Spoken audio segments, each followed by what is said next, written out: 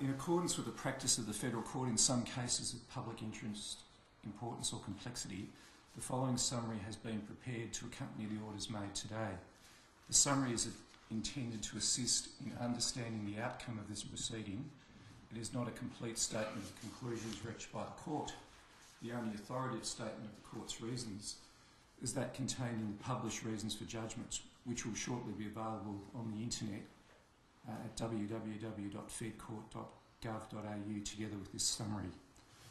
The critical issue in this interlocutory application is whether there is a serious question to be tried as to whether an organiser employed by a union has engaged in conduct in breach of a provision of the Fair Work Act, which prohibits the taking of action to coerce a person not to employ a particular person. The applicant, who is the Director of the Fair Work Building Inspectorate, seeks an injunction directed to the organiser and the union. The applicant contends that the organiser has engaged in conduct in breach of the Act and that the union is vicariously liable as a consequence of the organiser's involvement in a protest at a construction site in Werribee. The protest has arisen from the employment on site by a contractor of 4 people who hold subclass 457 visas.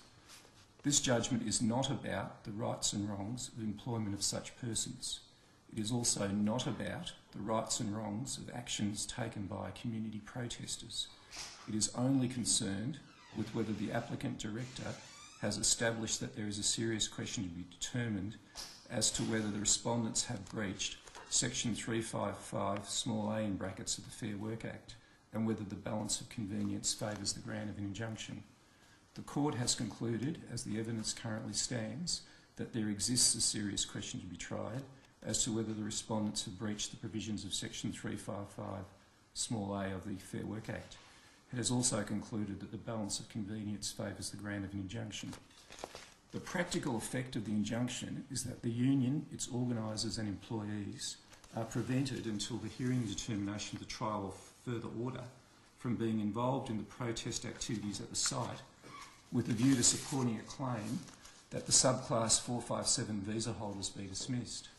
The injunction does not and cannot deal with the position of people at the site who remain protesting concerning the engagement of subclass 457 visa holders at the site, but who are not employees of the union and who are not encouraged or supported by the union, its organisers or employees. The substantive hearing will be referred to a directions hearing to be conducted at 10 a.m. on 6 March 2013. I now pause to read the formal orders of the Court. The Court orders 1, that until the hearing and determination of the proceeding or further order, the respondents are restrained, whether by themselves, their employees or agents or otherwise, from A, preventing or hindering the access to or egress from the City West Waters West Werribee Dual Water Supply Project at William Thwaites Drive, Werribee, Victoria, the site, by any person or vehicle. B, counselling, procuring, encouraging or persuading any person not to enter the site. C, counselling, procuring, encouraging or persuading any person not to work at the site. 2, the directions hearing the proceedings adjourned to 10 a.m. on 6 March 2013. I publish my reasons. Adjourn the Court, please.